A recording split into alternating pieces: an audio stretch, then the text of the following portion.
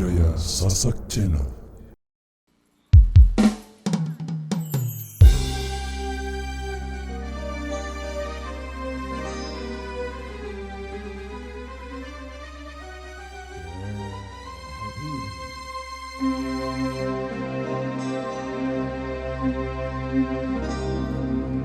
Bila ingin melihat ikan di dalam kolam,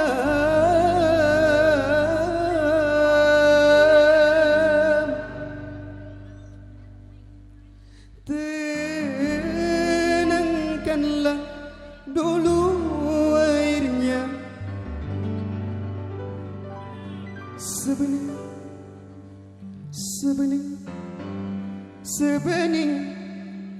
Sebening kaca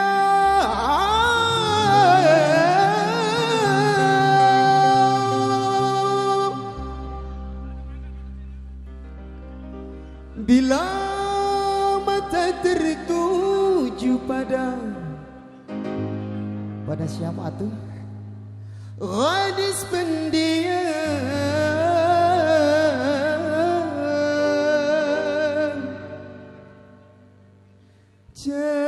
caranya tak deng sama menggoda darah lincah. Ya salam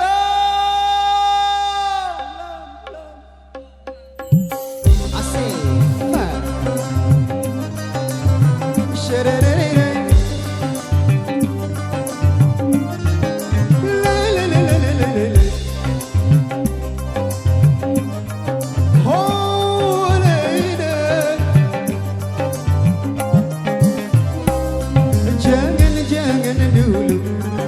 janganlah diganggu, biarkan saja, biar duduk dengan tenang. Senyum-senyum dulu, senyum dari jauh. Kalau dia senyum, tandanya hatinya mau.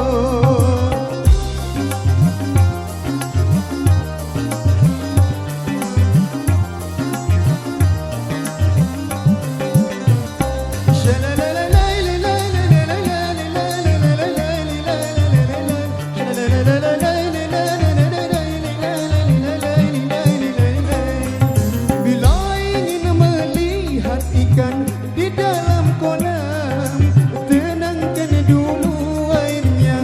Sebening kaca, bila mata tertuju pada gadis pendiam, caranya tak sama menggoda darah lincah. Jangan dulu, janganlah diganggu, biarkan saja, biar duduk dengan tenang. Senyum dulu, senyum dari jauh.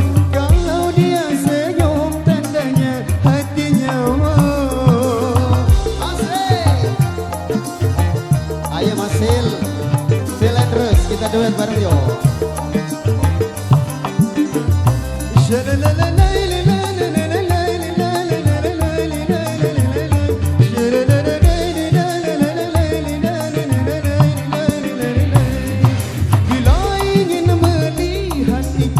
Di dalam kolam, tenangkan dulu airnya. Sebening kaca, bila mata tertuju pada gadis pendiam, caranya tak sama menggoda darah lincah.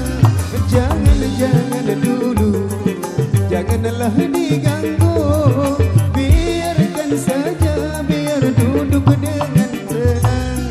Senyum dulu, senyum dari jauh. Kalau dia senyum, tandanya hatinya mau.